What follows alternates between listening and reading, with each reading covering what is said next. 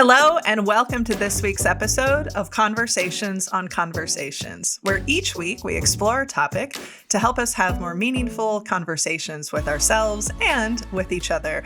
I'm your host, Sarah Noll Wilson, and joining me today is our good friend, Dr. Teresa Peterson.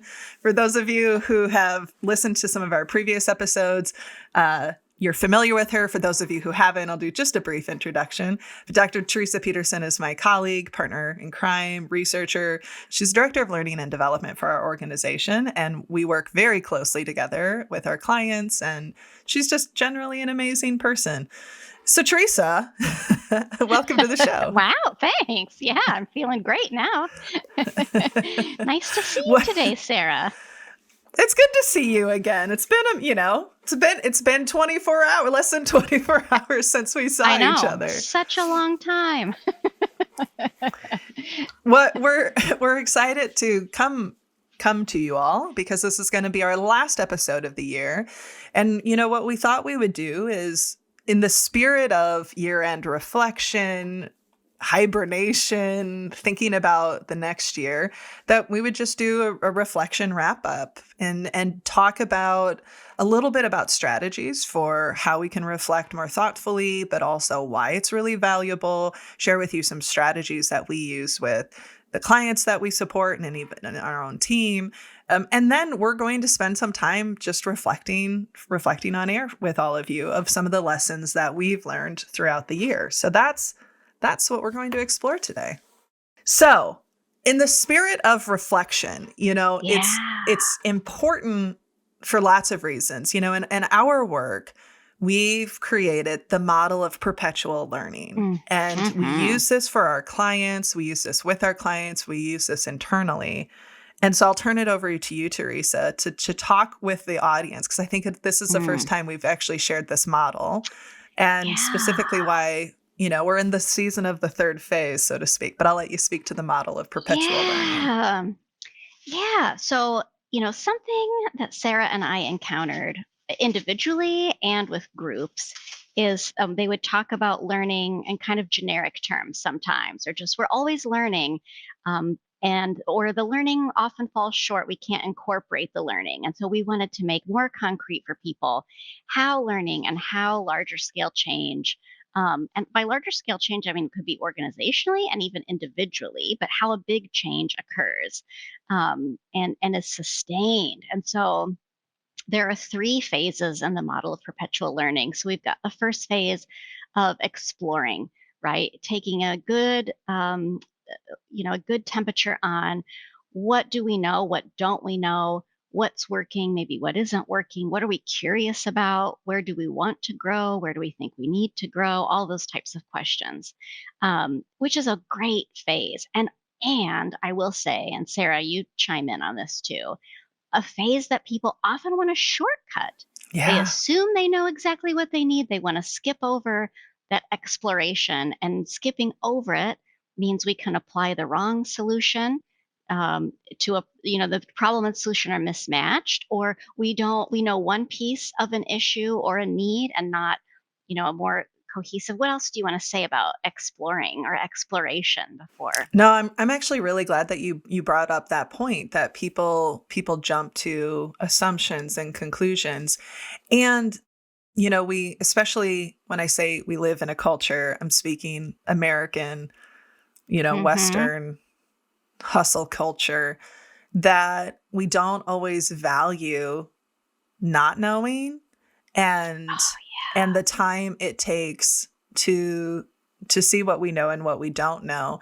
And we often will see, either individuals or companies not feel like they're doing something until they've put the plan together, right? Like, I'm not growing until I've completed my development plan that the company is asking me to fill out. We are not changing until we've created our strategy. And this, this comes from the work of appreciative inquiry that we both love and have adopted, is the idea that our questions are fateful. The minute we start asking questions, we change. And so as you were talking, that's what was coming up for me, is that we don't always value slowing down enough and realize that the minute we start asking questions, we actually are changing. We are learning. Yeah. We are growing. Yeah. Thank you for that. The second phase is experimentation, right? Where after we've got this handle on where we need to go and the problem is kind of right sized or we have a more clear focus, we can experiment with some solutions, right? Or some strategies. And again, I love this part because I feel like life is a bit of an experimentation in of itself, right? And sometimes what works one day doesn't quite work the next. Um, and common things that happen in this phase are some people are really excited about trying new things, and every once in a while, people are very reluctant to try new things, or they think it means throwing everything out and starting from scratch instead of really honing in on those pieces that could be retooled to make things more effective, more enjoyable, more efficient, all of the things that we want in our work. And then the last phase is evolving and taking cues from the questions that living beings in nature ask themselves, right? What do I want to hold on to? What do I want to let go of? And what do I need to create new or differently, right? Which can lead us right back to exploring again. And this, not only is that kind of intentional reflection with an eye for growth one of the most important elements of learning, um, it seemed like a natural fit for this time of year, right? We've had a lot of clients who are looking at wrapping up the year and kind of assessing themselves all over again, thinking about what's changed over the course of the year, what they'd like to see new or different, right? So this is just a natural time to focus on evolution. So here we Yeah. are. Well, and the thing with evolution is that it's an intentional practice. It isn't an unintentional thing that just happens, right? So I want to clarify that because Yeah. we can experience things and maybe be changed a little bit by it, but we can be changed significantly by it when we take Yeah. time to reflect and go, how have I changed because of that? What did I learn? What did Hmm. surprise me? What came up for me? What was that experience like? How am I thinking differently? Which we'll talk about why that question is really, really powerful for us to ask. And again, when we think about this in a corporate setting, reflection almost never gets the time because Yeah. doesn't feel profitable. It doesn't feel efficient. It doesn't, we've worked with teams that are like, oh, you're going to have us reflect. Like we have, we had that come up recently. Like, going to be Sure honest, when did. you said we're going to spend, time reflecting, I was like, oh, um, Yeah. and I think, it can feel inefficient. But again, just like if we don't take time to explore, we can solve the wrong problems. If we don't take time to evolve, we can keep creating the same problems, Yes. right? We can just continue and not reflect. The other thing is practicing this individually and especially practicing this as a team is part of what can create that safety, that psychological safety, because people can offer different perspectives. They can say, I know you thought that went well. From our perspective, that actually we had a very different experience with that, and we can expand our perspectives. And so think of that, yeah, that cycle of explore, experiment, evolve, and why it's so important but so often missed. Like we just Yeah. want to jump to the action. We feel, because I'm sure there's dopamine hits. There's lots of reasons why that feels Oh, sexier to yeah. our brain.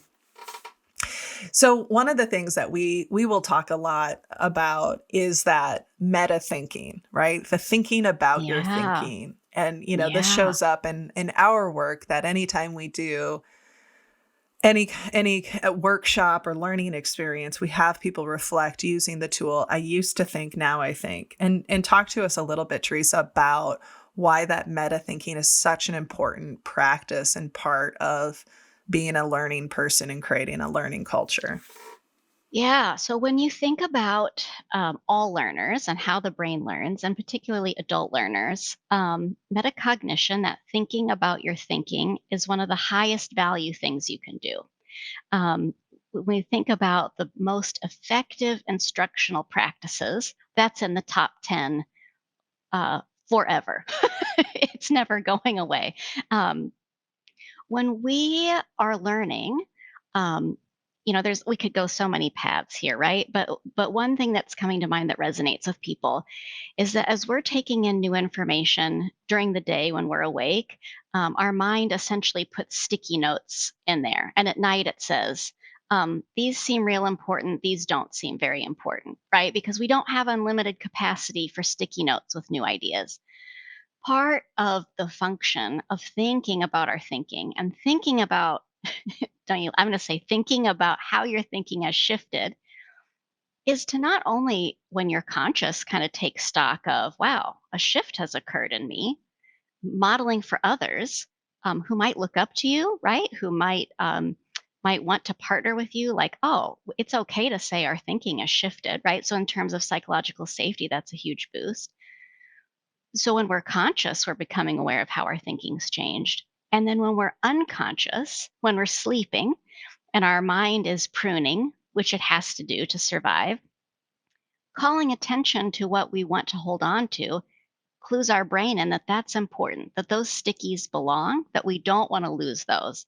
So, I lovingly say, so the stickies I hope I lose tonight were like the library books were overdue, the car needs a chart, right? Some of those stickies I'm very content to lose, but there are big ones that I need to hold on to, right? And so the act of thinking about it, vocalizing it, benefits you in multiple ways and translates to the team. And by team, I mean the people you work with all the time, your family, right? How you might be a model for a sibling, that you are someone who can grow and change and evolve. Mm, well said. That could be a practice you do as you think about this last year. Like, as I think over the last Mhm. year, I used to think X, Y, and Z, and now I think X, Y, and Z. And we'll model this as we share our reflections and get into it, because there's lots of like, Yeah. I used to think this, and now I really think this. Um, another tool that we want to share with you, just again from the standpoint of ease of how to reflect, right? Because sometimes it can be overwhelming of where do I start? You may look at specific areas. So for example, we've created 3 main buckets that we wanted to Mhm. reflect on. What were lessons we learned from our clients? What were lessons we've learned from each other and how we're doing our work? And then just what are some personal lessons we've learned over the last year? But 3 questions that we often use with teams, and this can be used at the end of a project. Mhm. This can be used at the end of a vacation, right? Oh, This can yeah. be at the end of in any kind of experience Yeah. where you're wanting to intentionally evolve. Is what do I want to hold on to, or what do we want to hold on to? What do we want to let go of? And what do we want to do new or differently next time? And it's a way to, again, identify this was important. Um, this was something that happened that I'd rather it wouldn't happen again. Or maybe it's just like we didn't need that. We probably didn't need 20 desserts. We could probably let that go next Thanksgiving. And just go with 15. And Like, just go with just 15. Yeah, especially for my family. Like yeah. 15's probably enough. And what I want to do new or differently. I think that's what I love about year end is there is this sort of natural hibernation that's happening, and with like the smallest amount of, and what do I want next year, right? Even though it's another day, there's a mental shift that happens of a new slate. And okay, what are Yeah. we going to do? The beauty of those questions is that I know for folks, reflection can sound like this amorphous thing. It's just like, what do I need to get out a blanket and sit down and just clear my mind? Like, nope, I mean, you certainly could reflect in that way, but this is a great framework for um, bringing people together, bringing your own thoughts together so that it feels so abstract to folks. These are very concrete questions you can focus on. Yeah. Yeah. And it doesn't have to take a lot of time. That's the other thing. No. I think people Yeah. think, oh, reflection, like you said, I need to be in the mood. I need to be in the Yeah. zone. I need to, and Budget maybe, 3 hours, right. like a And there budget. is something great about having Oh, yeah, I'm not space. knocking it. Yeah. And I mean, we've been working with our clients, and it's just Yeah. take 5 minutes and think about yourself as a leader and think about the last Yeah. year. 5 minutes. those 5 minutes seem significant because we almost never give ourselves even that. Yeah. So Yeah. there's Isn't that power true? that even just setting a timer on your phone or your kitchen egg timer or whatever Oh, for 5 minutes and just answering the questions. What do I want to hold on to? Related to being a leader, related to being a parent, related to being a mhm. spouse, related to being a, insert whatever that is. What do I want to let go of? And what do Yeah. I want to do new or differently? Because again, our questions are fateful. So the minute we ask ourselves questions or we ask other people questions, change starts to happen. Me writing it down on a piece of paper does not guarantee that change will necessarily happen. It will help reinforce, but it's not the only way. All right. So, in the spirit of reflection, Teresa and I want to share with you, and we haven't shared this together, so we're going to be No. hearing live. Yeah. What are It's you fun. got your notes? I do have some notes. We're going to talk about just what are some of the lessons that we've learned working with the amazing clients that we've had a chance to partner with, being part of the conversations. It's one of the things that we don't take for granted as we get this beautiful, almost sacred view of Yeah. multiple teams every year, and we get a chance to learn. So I'm going to turn it over to you, Teresa, for one of your first. What did you learn? How are you thinking differently? What insights have you gained from Yeah. our client work? Something I have seen repeatedly this year, and I think is evolving over the last couple years, but I've seen this year, and that has pushed me, is thinking about this idea of applying old rules to the new game. We've Mm, seen that play out in lots of ways, whether that's what the people who work in the organization want or need or expect, whether that's what the industry that is being serviced or the need that's being met by that company has evolved. And I've seen that in myself. And again, recently, like I'm applying the logic that was pre COVID or pre fill in the blank to now.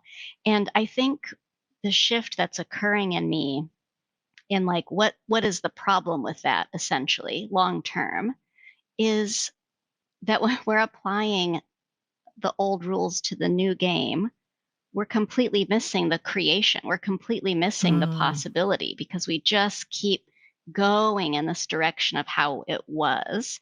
And we're skipping over how it is or how it could be. We're investing too much energy in how it was, getting back to, I mean, goodness, Sarah, how many thousands of times this year do we probably getting back to? yeah, we And want to I get was back to. back to, yeah. And That's a great point. in the spirit of these questions that we were framing up earlier, something we could want to create new or different is a behavior or a feeling that we honor about how we used to be. But the idea that you're going to come in and punch your card, I mean, society and time itself don't go that direction. So that's something that's become really clear for me um, over the last year. And pushing myself to think, where am I applying that logic? Where am I focused on trying to get back to something that literally does not exist? And instead of thinking about what are the parts of that I want to move forward with me, Yeah. create new or differently, and go on a different trajectory. Folks, this is why it's so valuable to take some time to reflect. And if you have people to share it with, or if you can do it as a team, Yeah. is because not only does it reinforce it for the individual, but it reinforces it for the person listening. And I'm sitting here going, right, that was such a consistent pattern. And that Yes. wasn't on my list, but now I'm thinking about it and it's on my brain. And Yeah. you all listening may be going, oh man, I hadn't thought about that. Um, and so there's power in that. But that whole getting back to really was a phrase. We want to get Oh, back to X. yes. And hearing you talk makes me think, even for ourselves, right, in this moment, when we're in those conversations, Hmm.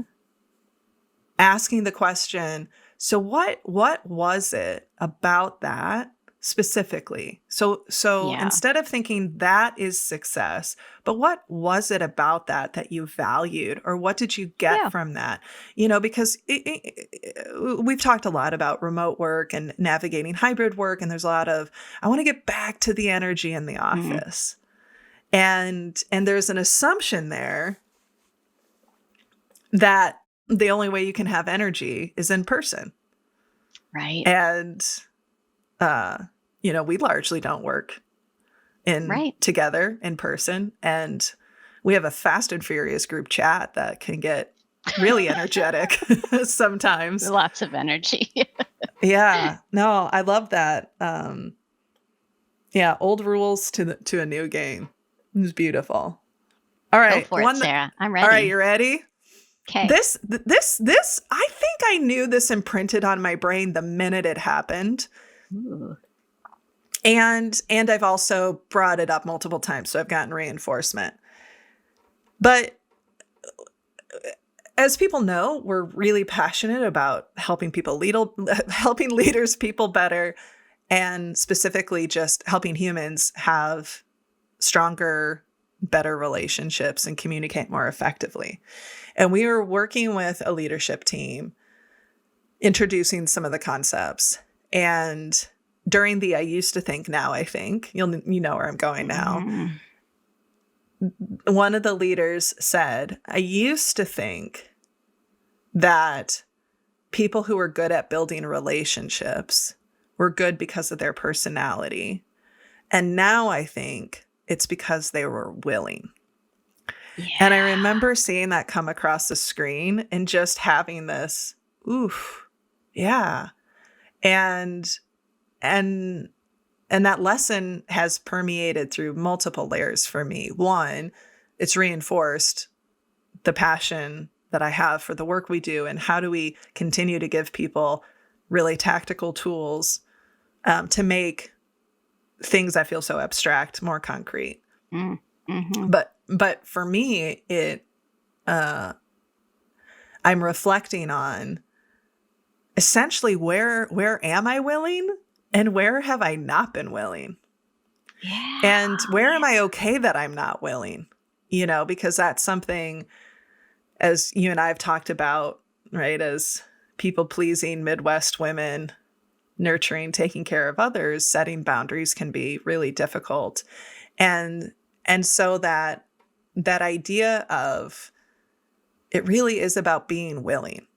And Mm, I have found myself in situations in my own personal life wanting to be even more intentional of, oh, mm. I really want to make this work. So I'm going to be willing, and not just willing, but like I'm going to be really intentional about having the conversations I want to, or approaching this differently, or speaking up, or whatever the case might be. But that is something that I just remember when it happened was whoo, that Mm. I'll never forget that. So Yeah. one, I want to thank the leader who shared it. So wherever she is, thank you for that gift, and that is something that has really stuck with me. That was an extremely meaningful moment. And just put a period at the end of the sentence so beautifully of what I feel like we've experienced over and over, but had never said in such a succinct, beautiful, like tangible way. So, and as people are listening, or you're thinking about, yeah, what relationships might I need to be more willing to develop, and which ones am I okay not to? Yeah, yeah, I love that. This is just a beautiful piggyback off of yours, but I feel like there were a lot of folks this year, again, in our very front row seat to these special moments of learning, who it appeared genuinely understood the value of relationships for the first time. I yeah. feel like that was something we hadn't seen Mm, so pervasive mm. in the past. Most people, if nothing else, paid lip service to how important they thought it was. you Yeah, know, right, but I right. feel like this year we saw a real evolution of folks. Maybe because of the turnover they'd experienced, maybe because of how hard people had to work bringing new people into their organization. Could be any number of things. Those are a couple that have come to my mind, but that folks were really understanding the value of the relationships in regards to how work is accomplished, that it is not a feel good add on the side, but that it is essential to how you will accomplish the goals of your team, of your organization. And that felt like a very Hmm. profound shift for a lot of folks this year. You're right. There was a lot of, I hadn't thought about that. Or I understand now why that situation didn't go well. Or realizing that they aren't spending enough time nurturing the relationship and understanding it. It's, somewhat connected.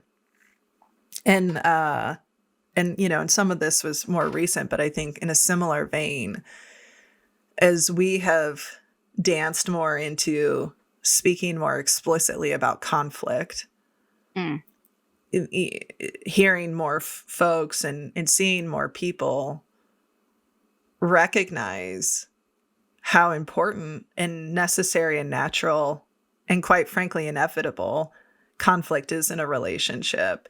And so the aha for, there's lots of lessons learned, but I think similarly to seeing people having that moment of, oh, relationships are really important. When we see so many people go, I always thought conflict was bad. I mean, yeah. how many times did we hear or get feedback or see on the, Mentimeter Yeah. slide, I always thought conflict was bad and therefore I did X, Y, and Z, right? Usually I Yeah. avoided it or I fought really hard in it. And and so, one just being aware of that we're all coming to relationships at different places with different understandings, with different beliefs, with different Mm. values, with different rules, right? Yep. Um and seeing how prevalent it was for folks sharing that they just always thought it was bad. It was really eye-opening. Like I wasn't surprised, Yeah. but it was a really good reminder of where, again, where some of the people are that we get the opportunity to work with. And that's a reminder for, myself as I am working to be more comfortable with conflict, as I am working to step into more direct or candid conversations, to just have that space and grace for where someone else is. And then the addition to that, and this is coming from the work that you just did recently and all that really great feedback that we heard from folks of, I used to think that Mm. in a time of conflict, my job was to be right, or my job was to advocate my Yeah. beliefs. And how many people were having the realization of, now I realize it's my job to listen and to learn. And that was just really, it was moving, it was insightful, and and again, a good reminder of, how can I continue to show up in those moments? How do I continue to listen more? How do I continue to navigate the conflict instead of avoiding it? Or, right, how do I step into the heat? But that, I think as I'm ending the year, and there's some recency bias in here just because of some of the Mm. recent sessions we've done, because some of it, the first half of the year feels a bit like a blur to me. But just that reminder of, I think just, like as I'm talking out loud is again, that reminder that like, no, none of us know all things. None of us, we're always learning and we're always growing. And there's something really beautiful about witnessing those moments of, Mm. I hadn't thought about that, you know? Yeah. I agree with you completely. People sharing. And I wondered how many folks have that belief, right? That conflict is inherently bad and should Yeah. be, and by avoid it at all costs, and I'm kind of dramatizing it, but avoiding avoiding conflict through avoidance or Hmm. through dominating another person so that there's not an opportunity to even have a dialogue or a discourse about something.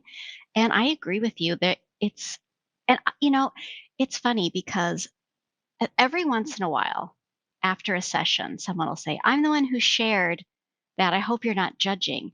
And, you know, I am a believer in like, if you judge people, you have no room to love them. But also, like, Hmm.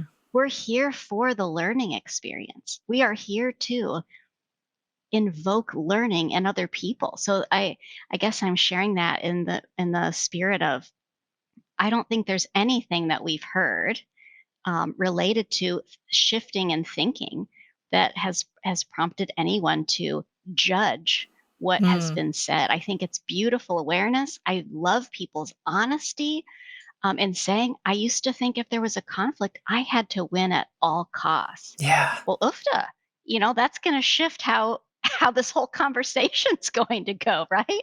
Like that's good personal self-awareness. Um, so yeah, I there's it was we heard a lot more about how people conceptualize conflict this Mm. year than we've heard in the past. And maybe, and here's us reflecting a moment, maybe we did a better job of asking. Maybe Right. that's why we heard about it. Right. Right.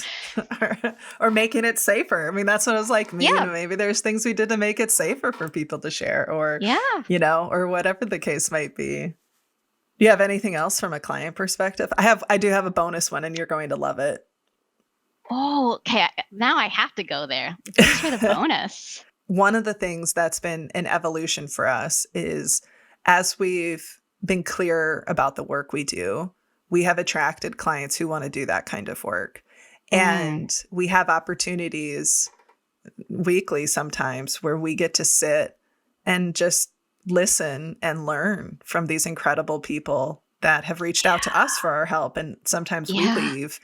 I mean, we always leave different. We always leave better. But I wasn't even a part of this conversation. Oh, Yeah. I've got a little, let's see if I know where this is going. I don't know.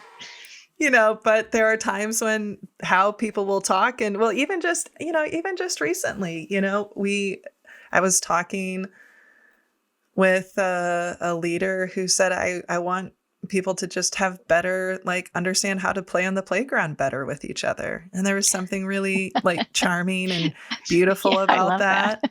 And, We and all know what even that means too, don't we? right, Like as you're exactly. listening, I'm like, And it I was think, funny because yeah. because I said, but I want to hear what it means to you and in the Yes, context yes. of your organization. And so sometimes there's this beautiful gift of language, but also mindsets and perspectives. And we have the opportunity to work with this one leader who shared with Teresa and Amy how he works really hard every day. The thing he thinks about most often is how to reduce harm in the workplace. And that Yeah. was so inspiring to hear an executive leader share, and the language, and it was inspiring. And also, you can't help but give you pause to think about, boy, what could be possible if we had more people in positions of power and authority thinking about this, and genuinely thinking about, not lip service, but Yeah. genuinely Genuinely. thinking Hmm. about, and to be even more specific without revealing information, but, followed up with, there's a lot of suffering in the world, and people wake up and they're suffering and struggling, and I don't want work to be that place. And that is a moment of aspiration, I Mm, feel like, for myself personally as a leader, and for the work that we get to do with yeah. other humans. So that was Yeah. one that I felt like needed That to be shared, because it was just so it was so provocative for us to hear that. it was. And it's funny. It came up with our colleague Amy yesterday. We, kind of invoked that phrase again in that spirit, and we're sharing how it was still lingering, how we were both independently still thinking about it. So that was a real gift this year, for sure. Yeah. Reducing harm.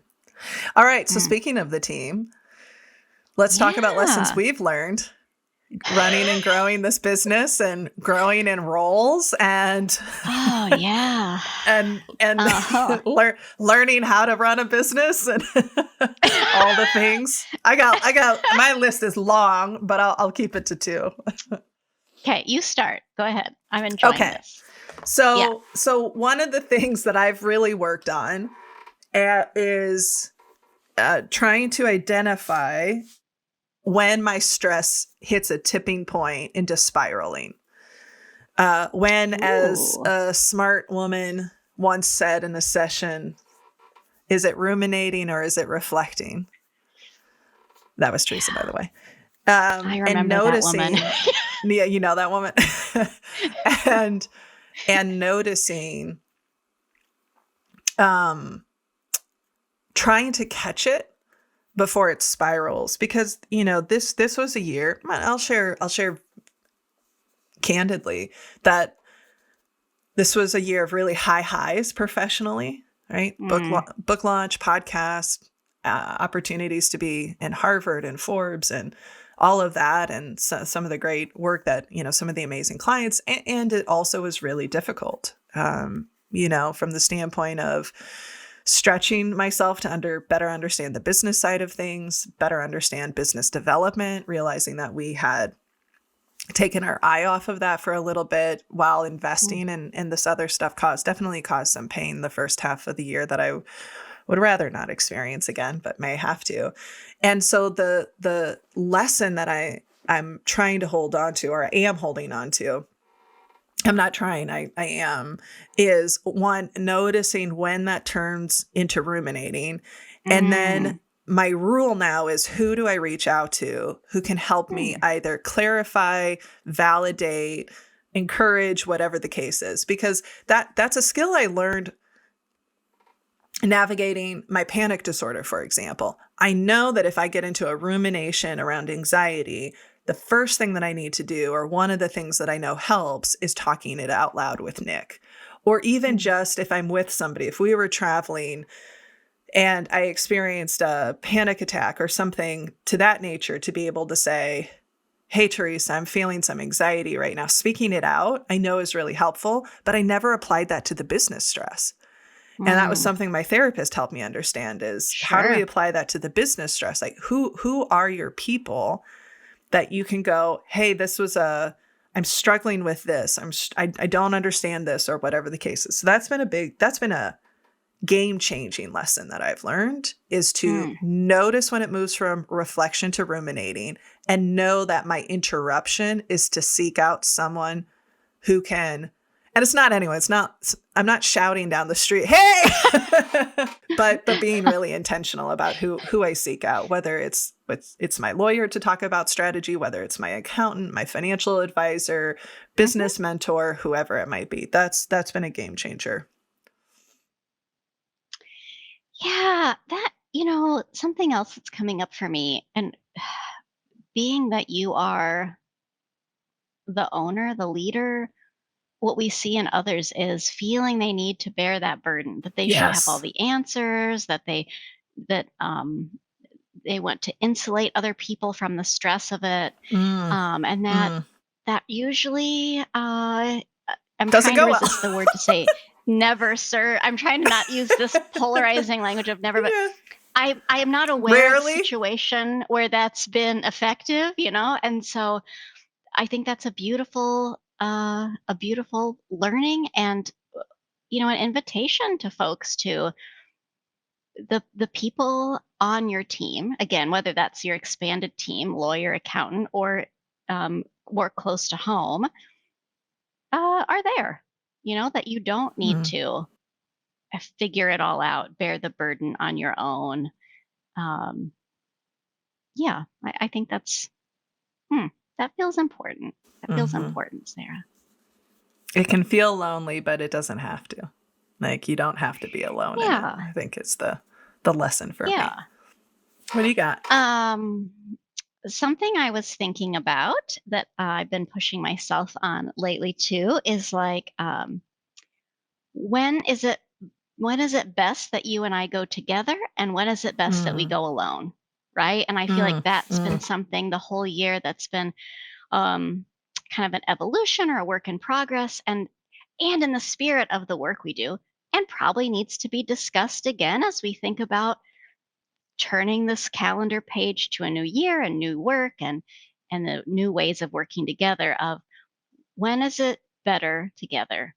When is it I'm hesitant to say better apart because that isn't what I mean, but like You're right, right, better in right, right. terms of most effective.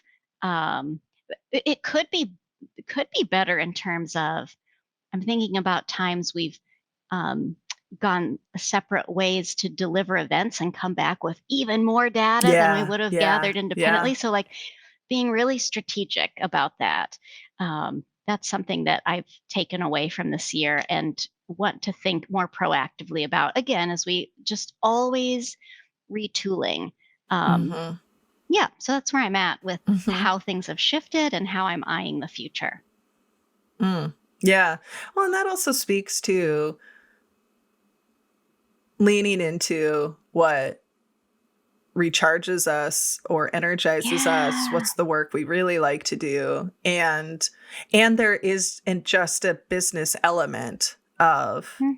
it's not always effective. It's always going to be effective for us to be together. It won't always be efficient Yeah. and profitable for us to be Yeah. together, just to Yeah. speak Just feasible on a lot of can't levels, like right? Yeah. candidly. And to that end though, that's a huge celebration for us is that we are now at a point in our evolution as a company, your evolution in your role, my evolution in my mindset around who does the work, how does the work happen. It felt like a substantial release this year of possibilities of, oh, I actually don't have to be the one doing that. I might not actually want to do that work or I'm not the best person for that anymore. And I think that's exciting because it opens up a lot of new possibilities, not only for our clients, but also Yeah. for ourselves. And I think you're right. It'll only continue to grow. Something that related that when I think about something I'm really proud of this year, all of our relationships, but in particular you and I, from the standpoint of how many times we've been in a session working together and just being Teresa and Sarah and not just but Yeah. doing our thing, and how many times people will stop and comment on how we're working together, how we're pushing back on each other, how we're co-creating in the moment together. And on some level it's critical because that's the work we do, so we hopefully we Yeah. we figure that out. But I it's something that I think it's been really easy for me to take that for granted Hmm. because it's been such an evolution. And one of the things that I'm chewing on is, as we grow as a company, how and we bring on other facilitators or we introduce other coaches, how are we intentional about that, since you have been part of the journey from ground up? I mean, fairly close, 6 months. I mean, you missed Yeah. 6 months of chaos, but you got a good year and a half, 2.5 years of Yeah. chaos until we Yeah. figured our I shit wouldn't out. say I've been missing it, but no, I'm just I couldn't resist. But I think that, I mean, that's something I'm really proud of, don't want to take for granted, and want to make sure we're very intentional as we expand our partners or contractors or team Yeah. members over the next couple of years, because um it does take an intentionality, but it's, on some level it feels like a bigger compliment to me. Someone saying you're a great facilitator feels good. But somebody saying, wow, the two of you have such a high level of trust just Mhm. feels like on a whole nother level. So that's something that and I know internally we have that with Amy, we have that with our other partners we work with, and continue to work on that. That I just feel really, really fortunate and don't want to take that for granted. So Hmm. thank you. Thank you. Yeah, enough said about that. No, that was beautiful. Period. Yeah, period. um, I have also felt like something I've seen in the team that has been really powerful is our willingness to um, not constantly reevaluate because that's too disruptive, but Mm, routinely mm, evaluate what's working, what mm. isn't working so well. What, you know, for example, and I'm laughing because this was a great moment of Amy and I. We were working on getting something ready for a client, and we were, she said, "Do you feel like you're ready to take this part and go?" And I said, "Yes." And then she said, "What do you need from me?" And I said, "Nothing, standard kind of default." And I was like, "Wait, after I type the content, will you format this? Because I would rather scoop kitty litter than format a document. I hate formatting documents." But so so we had this beautiful awareness of like, I don't have an eye for it. I don't formatting things. I just I don't mean to be like Well, and the like online program sucks, and that makes it difficult. oh And my god. Yeah, yeah. So I was like, "Amy, this is what I know about me. I I would rather scoop kitty litter than do this stuff." And she was just like, "Wow." Like if we're comparing any work task to a litter box, like it doesn't bother me that much, And I was like, "Well, what can we swap, right? Like I'm not just going to leave you hanging with this, but see, and I that's love something. formatting. Oh Like there's god. something about it that it's so helpful for my brain, right? Don't Yeah. ask me to review it for spelling errors or Oh, anything, but I can yes. make it look consistent and visually organized. Oh, yeah. So that's something I feel like as we think about time, because I know there's that balance, right? There's that balance of who does it make sense Mm, uh, that who does this, right? And is this going to take me 2 hours and you 10 minutes? Because also there's that, or like right, what are the things right. that would take you a huge chunk that wouldn't take my brain so long? So I feel like that's a great kind of evolution because again it's a small team, you wear a lot of hats on a small Mhm, team, but mhm. and it was maybe one of the first times in my working life I had expressed not only a need or hey, I will take you up on that, and then said, and let me just put in perspective how this feels to me. And so kudos to her for not being like, what a whiner, Yeah, like of that's all above things, my because below my pay grade. yeah, That's yeah, yeah, yeah. So kudos to her for being like, I can see how important this is to you, this right? is well, and we talk about calibration and Yeah, making commitments, but also just that it may not work in all situations, but it is just having each other's back, leaning in, turning towards each other, and again, stretching to say, I actually do need help with this. This yeah. would, I think that we've had a lot more moments, as I'm saying that out loud, I'm thinking back to February. Mm, Seymour got put down on Friday, my dog. I had a huge event on Wednesday, huge opening keynote, closing keynote, breakout in between.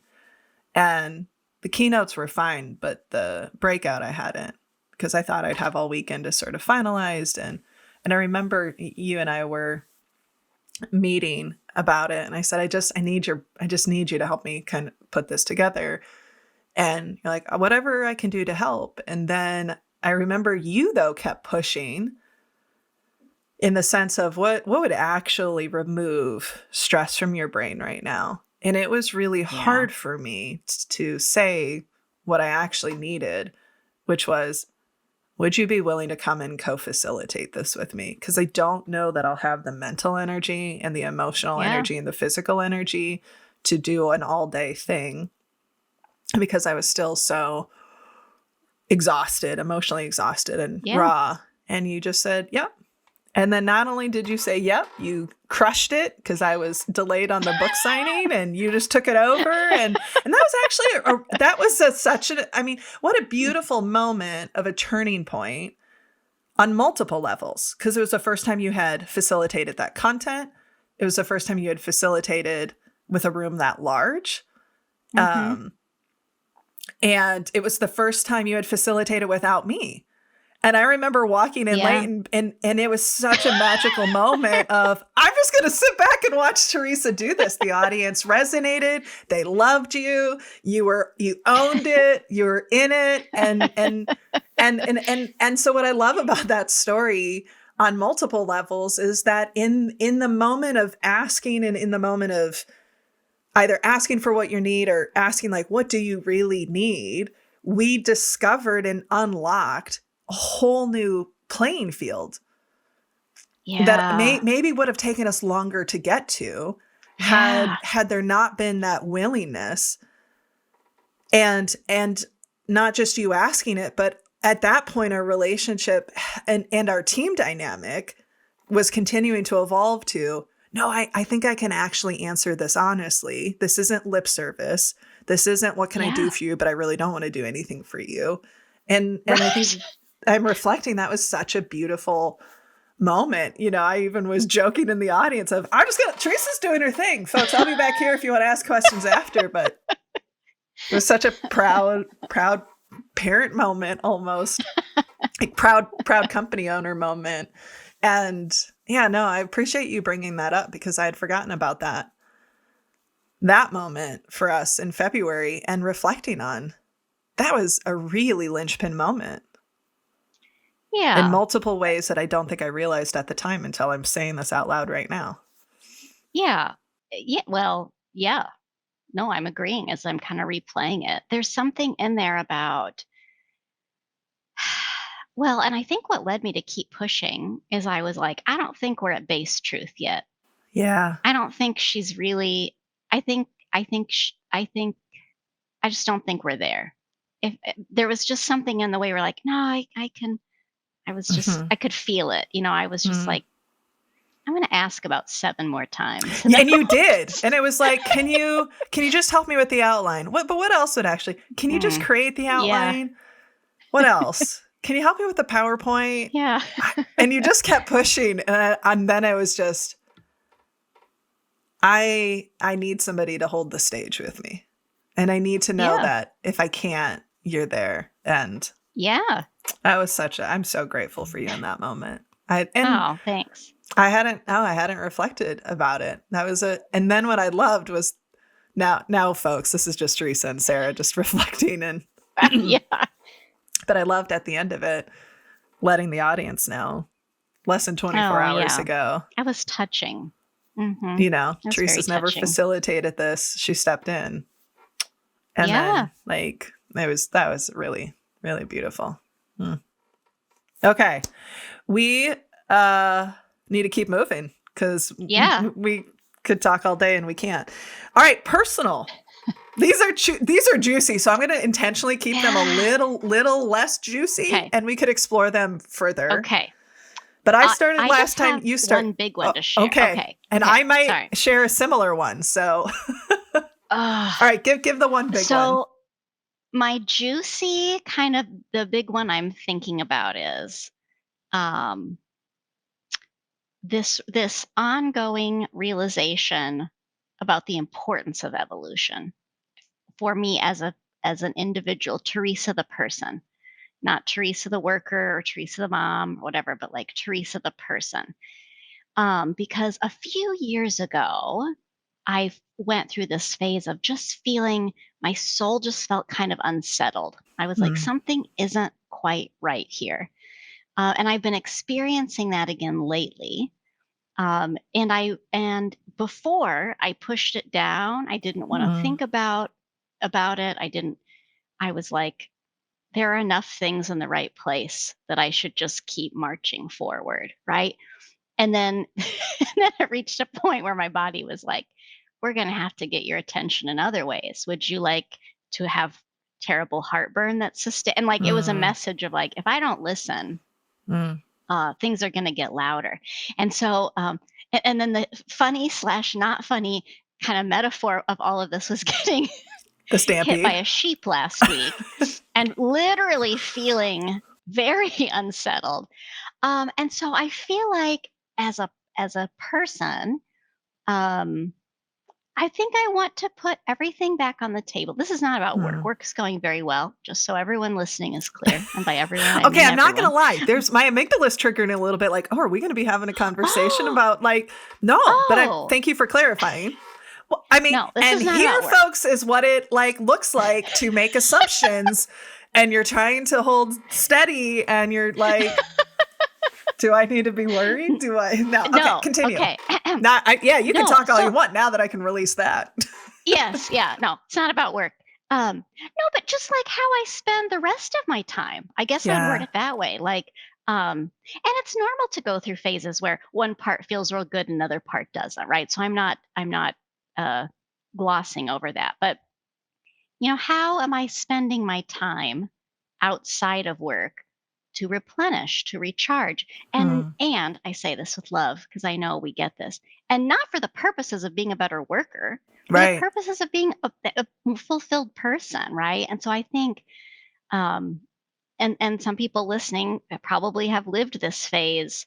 And I think this is kind of the core of where it is, but the phase where you've become a taxi, the phase Mm. where an incredible amount of your day is spent driving people places. And so many things that you would enjoy just keep getting shoved to the side. And it was beautiful. This was months ago, but I did love being able to say to the team, gosh, what I kept thinking was how many days in a row can I do absolutely nothing for myself Mm. before it becomes a problem? Yeah. And that it's a real question, right? And so um and it's manifested in some little ways, like we're going on vacation soon, and I'm like, how do I even choose a non-work related book? Because I do love Mm. reading things related to work, but like I want to force myself to read something else, something about a Mm. different side of my person, right? And Mm. again, I don't want to read anything about parenting. I don't want to read. So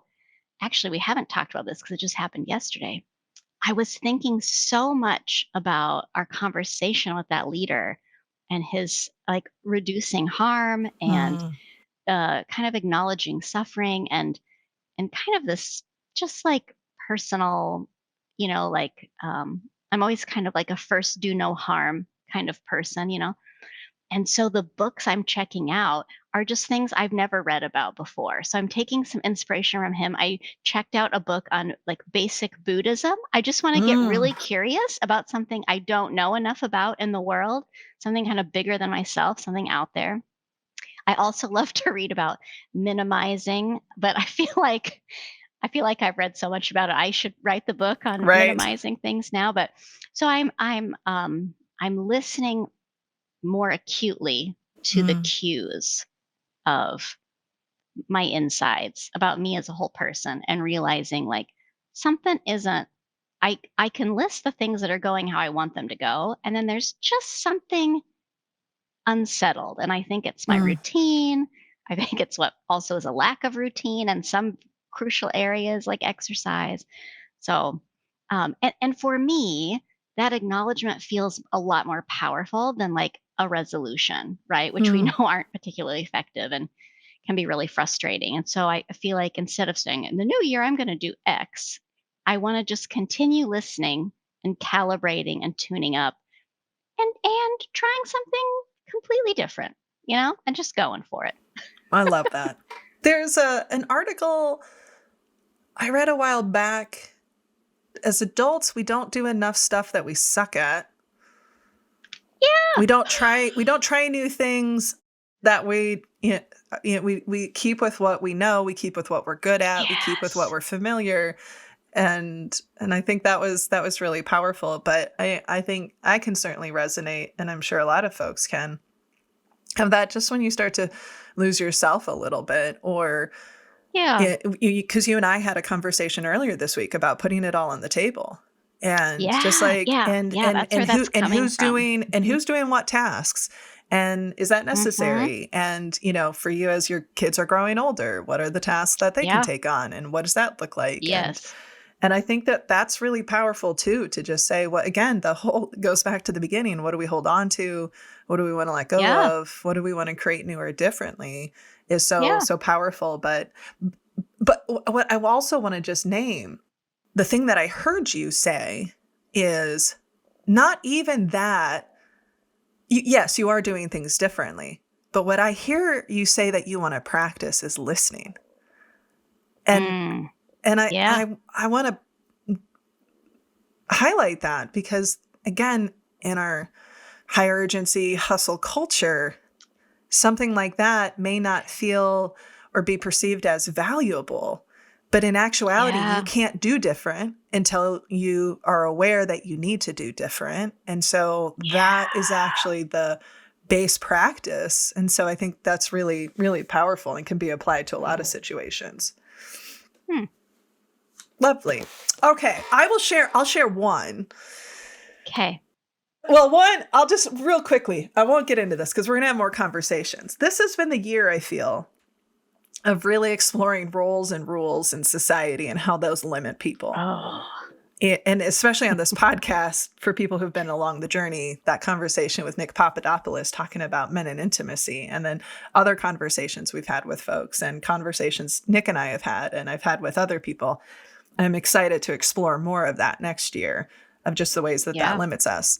But I think that one of the hardest lessons that I've learned this year, and one of the most important lessons, is what kind of relationships I want in my life personally. I think that there has been a pattern for a very long time of relationships, particularly with family, being more surface level, of not being more deeply connected, more intimate, not disagreeing, not apologizing. And this year, there were situations that shined a light on that pretendifant of Mm. how often the pattern was for me and some of the relationships that we have, when something hurtful or harmful happens, that we just pretend like it didn't happen, is one component.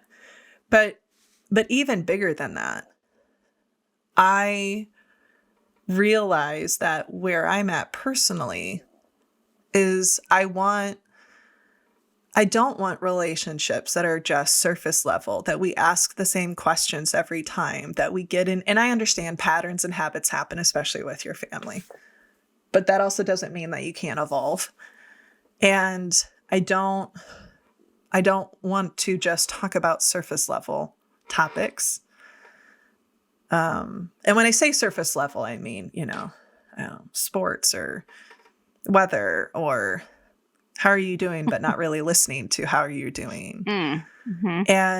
And that work has meant that either I need to be willing to work on some of those relationships, or there's some relationships that I'm being okay that they may never be that, and which is Mm. hard, because there's a grief in that almost, or Yeah. that relationship isn't what I want or need right now.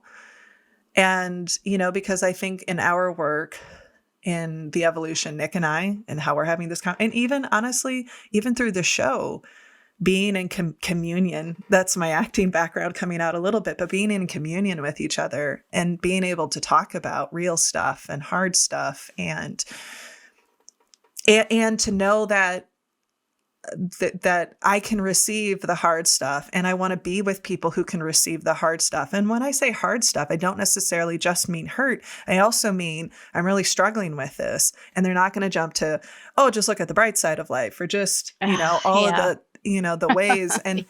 And that has felt like almost a ripping open of my universe a Mm. bit, of who I want to give time to, how I want to spend my time, how I want to show up in that time. And it's made me so grateful and appreciative of the people, the relationships I do have that have just been more meaningful, and we can wrestle with tough topics, and we can show up really messy with each other. And also part of that is, and being willing to work on repairing relationships when things happen, when things are said. And that goes both ways. That isn't just that I want to be able to say that.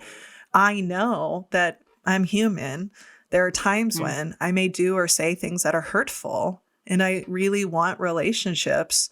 And so that's my work, is to continue to show up safely and to say I can receive that. And I think, I'm in a very different place now than I was even, say, 5 years ago, with being able to really receive that and take ownership and all of that. So for me personally, it's become really clear, and this is something Nick and I talk about, is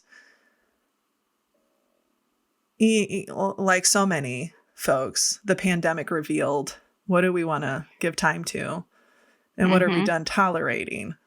And I want really meaningful connections. And I'm being okay that not everyone will fit into that bucket, and that's okay. So that's my big personal. It's been a really Mm. significant personal revelation. I love this phrase you use, like ripped open your universe, Yeah. right? And like I want to honor like listening through through what makes sense to you. Hmm. When it makes me feel a little misty.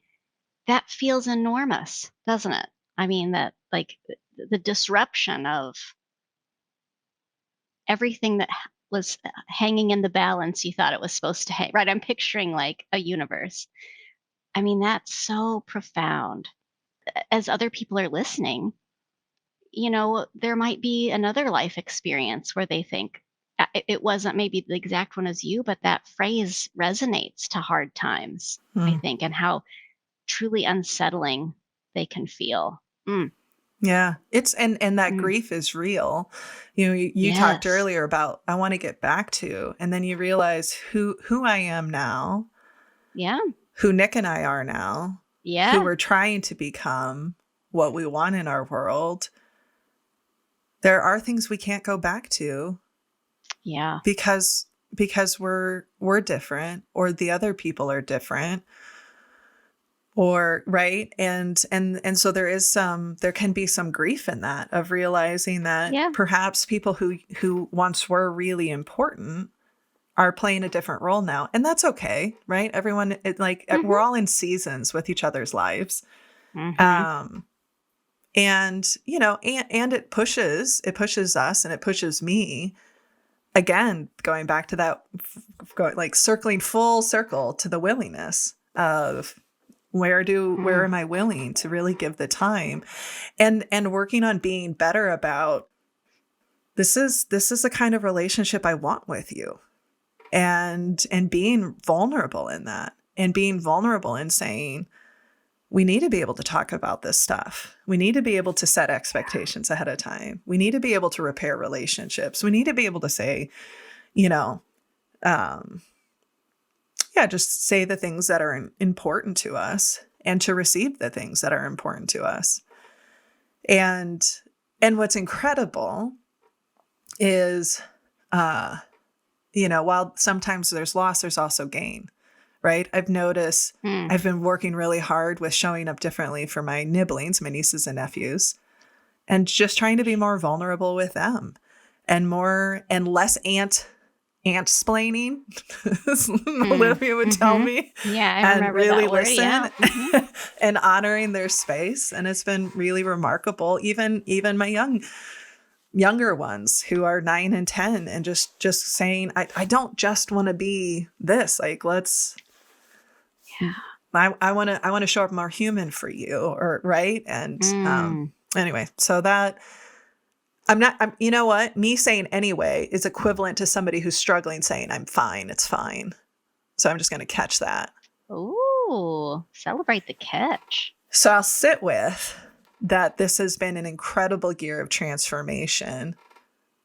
Some of it brought on by some pretty tough situations, and some of it brought on by taking time to really explore, experiment, and evolve and say what's important to us. Mm. Teresa, final thoughts as we wind down this conversation together. I hope everyone has a chance to do a little reflection before, whether it's before the year end, before winter solstice, with any kind of winter celebration that might resonate with you. It just is a season for pausing and, yeah, turning inward a little bit. Mhm. So, thank you for listening to me share, right? For holding that space, for listening, um, to sometimes the words I'm using and sometimes the song beneath the words, as you would say so beautifully. So thanks for another year together, Sarah Noll Wilson. Thanks, Teresa Peterson. I am so glad that we could do this. And just a final thought. I mean, we've been talking about an hour and 10 minutes, but we probably spent about 20 of that talking about reflecting, maybe 30 Mm-hmm. of that talking about Mm-hmm. reflecting. So it's only been about less than an hour, and we've covered a Yeah. lot of ground. And so that's our invitation to you is find a friend, think about what are the buckets in your life. You don't have to necessarily be Yeah. connected in doing the work together, for example. And Mm-hmm. let's say you don't have somebody that you feel like you can be honest with, send us a video message, send us a Oh voice yeah. note, and we'll respond to you. Share what are the insights, what are you holding on to, what are you letting go of, what do you want to do new or differently, or sharing how your thinking has changed. We would love to hear from you. And as always, our emails are always open at podcast@sarahnollwilson.com. But we would love to, if you want to share, we're here to receive. And Absolutely. so with that, just a heartfelt thank you, well, to you, Teresa, being on this incredible journey.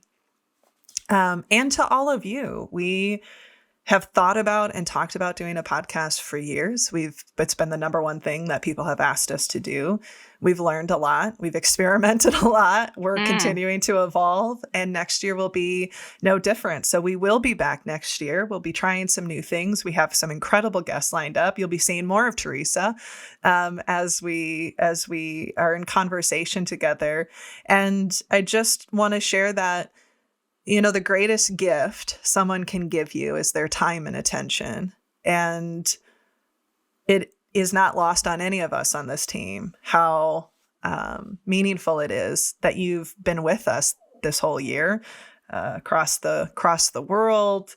We will end the year well over 7,000 downloads, which is just simply remarkable and so overwhelmingly meaningful. So from my heart to all of yours, thank you for joining us on this incredible experiment that has been Conversations on Conversations. And we cannot wait to come back and join you next year in 2023 and see where we evolve from that. So thank you all. Our guest this week has been Dr. Teresa Peterson, and I always just love being in conversation with her and reflecting on this year. We were reflecting after we wrapped of how powerful that was, and there were things we had forgotten that we had both experienced and just had forgotten, and we really do want to hear from you.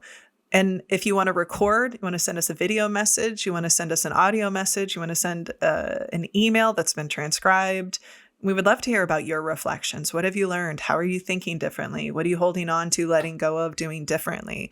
You can reach out to us at podcast@sarahnollwilson.com, or you can find me on social media where my DMs are always open.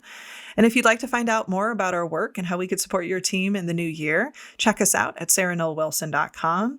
And if you'd like to support the show, please consider becoming a patron. You can visit patreon.com/conversationsonconversations, where your financial support does go to support the team directly. And so not only do you support the great work that everyone does to keep the show going, but you'll also get access to some pretty great benefits. If you haven't already, please be sure to rate, review, and subscribe to the show. You can do this on Apple Podcast, Spotify, or other platforms. This helps us increase our visibility, get the word out, and continue to have great conversations like we did today.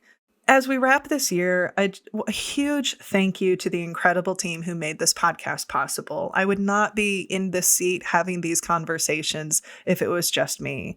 So to our fearless and committed and dedicated producer, Nick Wilson, who keeps this going, who reminds me, hey, where are we at? Who keeps me on the straight and narrow, thank you. To our sound editor, Drew Noll, who helps elevate the show, makes it sound good, make it be at the level that we want. To our transcriptionists this year, Olivia Reinert and Becky Reinert, making sure that the show is accessible for all. Our marketing consultant, Caitlin Summit Nelson, who has helped us think differently about how we can get our message out and is just an incredible partner. And just a final thanks to all of you for joining us on this journey, and we cannot wait for what's to come. This has been Conversations on Conversations. Thank you so much for listening. And remember, when we can change the conversations we have with ourselves and others, we can change the world. Happy New Year, and we'll see you soon. Bye.